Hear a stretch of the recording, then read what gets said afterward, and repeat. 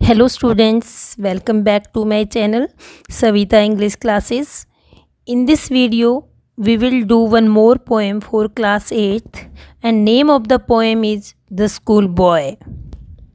The school boy, यहाँ पे school boy means ये एक ऐसी पोएम है जो स्कूल जाते हुए बच्चे के बारे में हमें बताएगी कि स्कूल में जाने वाला बच्चा कैसा बच्चा है और वो क्या फील करता है। The school boy is a poem is not a happy child. यहाँ पे जो बच्चा है वो हैप्पी चाइल्ड नहीं है, वो खुश नहीं है। वट मेक्स हिम अनहैप्पी, और वो क्या है जो उसे अनहैप्पी करता है, मीन्स उसे नाखुश करता है। Why does he compares himself, क्यों वह अपने आप को कंपेयर करता है, अपने खुद की तुलना करता है एक बर्ड से, एंड और उस बर्ड से that lives in a cage, जो एक पिंजरे में रहता है, और ए प्लांट, और उस प्लांट से का कंपैरिजन करता है दैट विदर्स मीन्स जो मुरझाया हुआ है, व्हेन इट शुड ब्लूम, और उसे खिला हुआ होना चाहिए, ब्लूम होना चाहिए, उसे खिला हुआ होना चाहिए, उससे अपना कंपैरिजन करता है। तो यहाँ पे क्या है, एक स्कूल बॉय है और वह अपना कंपैरिजन एक बर्ड से जो पिंजरे में कैद है और एक ऐसे पत्तों से, प्लांट से, इनसे करता है जो मुरझाए हुए हैं। तो इसका क्या रीज़न है वो हम सब इस पोएम के अंदर पढ़ेंगे। So line to line I will explain this poem. Read with me carefully. Let's start our first paragraph.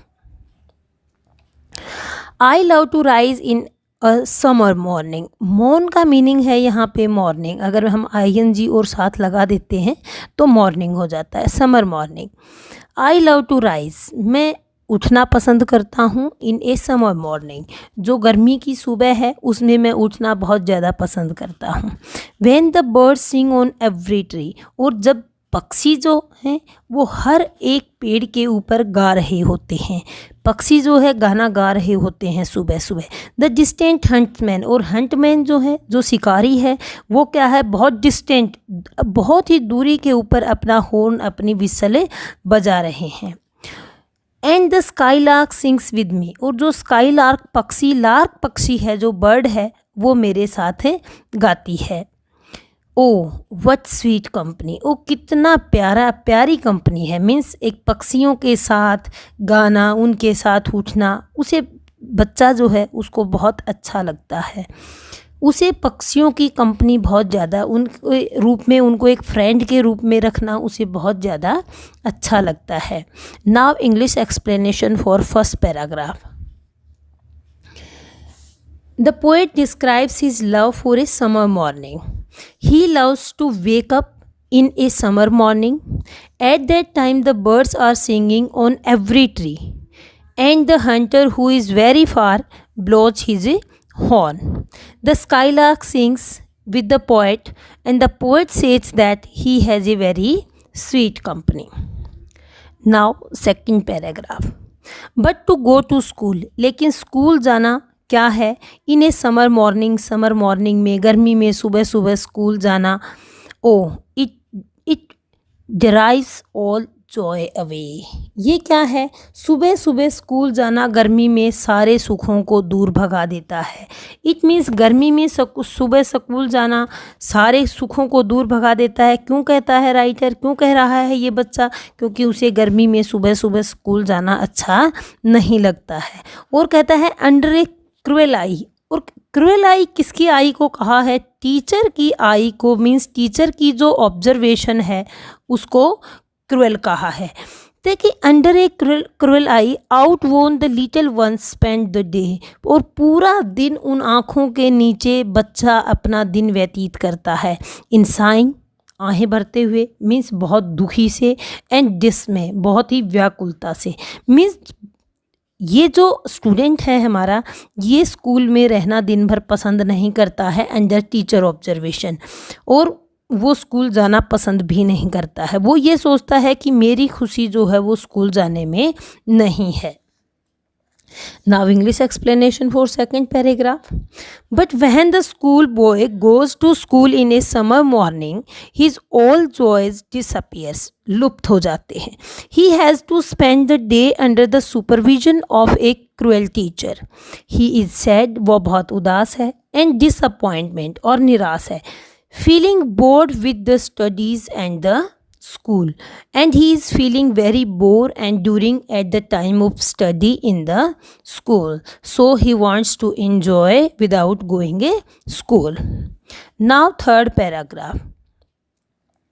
Oh, then at times, उस समय क्या होता है, at times eye dropping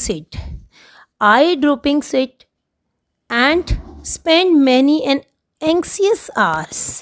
उस समय क्या है, फिर कुछ समय के लिए वो उदास बैठ जाता है, ड्रॉपिंग सिट, उदास बैठ जाता है, एंड स्पेंड और व्यतीत करता है, क्या व्यतीत करता है, बहुत सारे आवर्स जो हैं, घंटे जो हैं, एंक्सियस बहुत ही उदास होकर चिंता में बैठकर बहुत सारे घंटों को निकाल देता है. Nor in my book can I take delight, delight means happiness, ना ही मुझे बुक्स पढ़ने में खुशी मिलती है. नोर सिट इन लर्निंग बावर, और ना ही मुझे क्या मिलता है, लर्निंग बावर मीन्स जो टीचर्स मुझे पढ़ा रहे हैं वो पढ़ने में भी मुझे बिल्कुल मज़ा नहीं आता है. जो ज्ञान की बारिश मेरे ऊपर होती है, जो वो मुझे निराशा देती है और वो निराश होकर बैठ जाता है और उसे पढ़ना बिल्कुल अच्छा नहीं लगता है. Now English explanation for this paragraph. The school boy bends and takes a seat. He spends his day worriedly waiting at the end of the day. He doesn't find his books or studies interesting. The rainfall of words sounds dull and boring. जो rainfall है, it means जो shower यहाँ पे word आपको use किया गया है, means जो शब्दों की बारिश होती है. हिंदी टीचर आता है, हिंदी के बारे में पढ़ा जाता है, इंग्लिश टीचर आता है, इंग्लिश के बारे में पढ़ा जाता है. तो वो जो बारिश हो रही है ज्ञान की, वो उसे डल और बोरिंग लगती है, उसे इंटरेस्ट नहीं आता है. Now move to the fourth paragraph. How can the bird that is born for joy sit in a cage and sing? How can the bird, एक पक्षी जो है जिसका जन्म हुआ है जॉय के लिए, खुशियों के लिए, वो एक पिंजरे में कैसे बैठ सकता है और कैसे गा सकता है. हाउ कैन ए चाइल्ड, और उसी तरह से एक बच्चा वहन फियर सनोए, जब उसे किसी चीज़ का डर हो, but drop his tender wings, और अपनी पंखों को जो दुबक लेता है, and forget his youthful spring, और जो यूथफुल मीन्स जो खुशी के दिन हैं उनको भूल जाता है. यहाँ पे बच्चा क्या कहता है, अपना खुद का जो कंपैरिजन है वो एक पक्षी से करता है. कहता है पक्षी जब खुशियाँ मनाने के लिए पैदा हुआ है और अगर हम उसको पिंजरे में बंद कर दें तो वह कैसे गा सकता है और कैसे खुशियाँ मना सकता है. यहाँ पे जो वो खुद के लिए क्या कहता है कि जब मीन्स डर परेशान करता है तो कैसे एक बच्चा अपने कोमल पंखों को नीचे झुका लेता है, मीन्स वो डर के मारे बैठ जाता है, और कैसे जो उसकी यंग एज है, यूथफुल एज है, उसमें कैसे छलांग लगाना वो भूल जाता है. Okay, now English explanation for this paragraph. The schoolboy wants to ask how a bird born for happiness can stay in a cage and sing. The bird wants freedom, but the imprisonment curtails his freedom as well as happiness he is entitled to. Likewise, a child who is always scared forgets his childlike innocence and activities and drops down his wing of freedom and joy. Now move to the next paragraph. It is our fifth and last paragraph. Oh father and mother, अभी father and mother को address करके कहता है क्या, oh father and mother, if birds are nipped, अगर कलियों को जो है वो पहले ही काट दिया जाए, निप्ट कर दिया जाए. बर्ड्स मीन्स फर्स्ट लीफ जो है, जो स्टार्टिंग में कली निकलती है, अगर उसको निप्ट कर दिया जाए, अगर उन्हें कलियों को काट ली जाए. एंड ब्लूज़म ब्लोन अवे, और जो उनका बोर है ऊपर का ब्लूज़म है वो उड़ जाए. And if the tender plants are stripped, और अगर जो कोमल पौधे हैं, टेंडर मीन्स सॉफ्ट, जो टेंडर वर्ड है हमारा, इट मीन्स सॉफ्ट जो प्लांट्स हैं, अगर उन्हें स्ट्रिप्ड कर दिया जाए, मीन्स उसे अपनी बाग से रिमूव कर दिया जाए, उतार दिया जाए. Of their joy in the spring day, of their joy in the springing day. It means अगर वसंत ऋतु की खुशियाँ उनसे छीन ली जाएं, by sorrow, दुख से, and cares, चिंता और निराशा से, then how shall the summer arise in joy? तो गर्मियों में खुशी से कैसे जागा जाएगा, या फिर हम क्या कह सकते हैं, और द समर फ्रूट्स अपीयर, तो गर्मी में फल कैसे आएंगे। देखो बेटा, मैं एक सिंपल भाषा में आपको समझाती हूँ इस पैराग्राफ को दोबारा से। ये अपनी जो बच्चा है वो अपनी फादर और मदर को क्या कहता है कि अगर कलियों को, जैसे पेड़ और पौधे हैं, अब समर सीजन में जो है, और ये हमारा जो विंटर सीज़न से आने से पहले जो हमारा स्प्रिंग सीज़न है और हमारा समर सीज़न है, उसमें पेड़ पौधे खिलते हैं। स्प्रिंग में बाहर सी आ जाती है, सभी फूल लगते हैं पौधों के ऊपर, तो तभी तो हम जो है आगे आने वाले सीज़न में उसके फ्रूट्स खाते हैं।